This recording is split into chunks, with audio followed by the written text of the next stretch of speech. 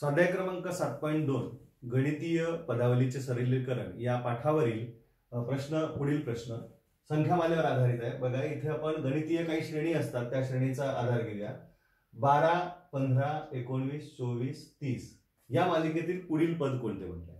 म्हणजे या मालिकेमध्ये आपापसामध्ये या संख्यांमध्ये काय संबंध आहे तो लक्षात घेणं गरजेचं आहे। इथे आपण जर बघितलं 12 नंतर 15 या दोन संख्यांमध्ये 3चा फरक आहे।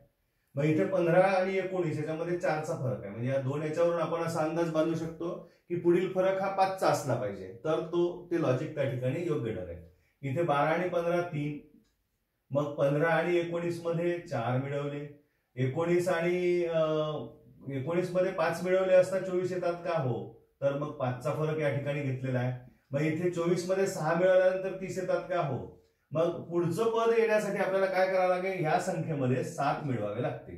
मग 30 मध्ये 7 मिळवले असतात किती येतात? 37। म्हणून पुढील पद हे 37 असायला पाहिजे। अशा पद्धतीचे आपल्याला सहसंबंध जोडावा लागतो आणि त्यानुसार आपल्याला मालिका लक्षात घेऊन मग पुढील पद सहज काढता येऊ शकतं। यानंतरचं पुढचं पद जर म्हटलं तर आपल्याला काय करावं लागेल? तर 37 मध्ये 8 मिळवावे लागतील। मग 37 मध्ये 8 मिळवले असता किती होईल? 45। अशा पद्धतीने आपण पुढे जाऊ शकतो। तशाच पद्धतीचा एक पुढील प्रश्न, त्याचं स्वरूप फक्त थोडंसं आपल्याला दिसायला मोठं दिसतं, मात्र प्रश्न फार सोपा आहे, समजून घेणं गरजेचं आहे।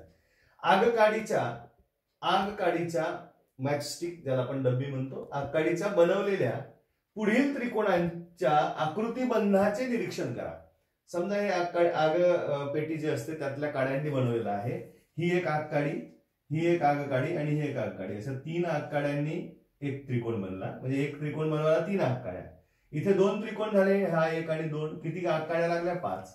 इथे 1, 2 आणि 3 त्रिकोण बनवायला किती आगकाड्या लागल्या? 7। इथे 1, 2, 3 आणि 4 असे 4 त्रिकोण बनवण्याकरता 9 आगकाड्या लागल्या। तर जर आपल्याला 5 त्रिकोण बनवायचे असेल तर किती लागायला पाहिजे? तर या आकृतीच्या माध्यमातून आपण लक्षात घेऊ शकतो। पहा, 1 बनवायला 3, 2 बनवायला 2 त्रिकोण बनवायला 5, 3 त्रिकोण बनवायला 7, 4 त्रिकोण बनवायला 9। तर आता इथे 5 त्रिकोण बनवायला आपल्याला इथे कितीचा फरक येत आहे? इथे 2चा आहे, इथे 2चा आहे, इथे 2चा आहे। म्हणजे पुढे आपल्याला 2चा फरक अपेक्षित आहे। 5 त्रिकोण बनवायला 9 अधिक 2 म्हणजे 11 आगकाड्या लागतील। 6 त्रिकोण बनवायचे असतील तर निश्चितच 11 मध्ये 2 मिळवले म्हणजे 13 आगकाड्या लागतील।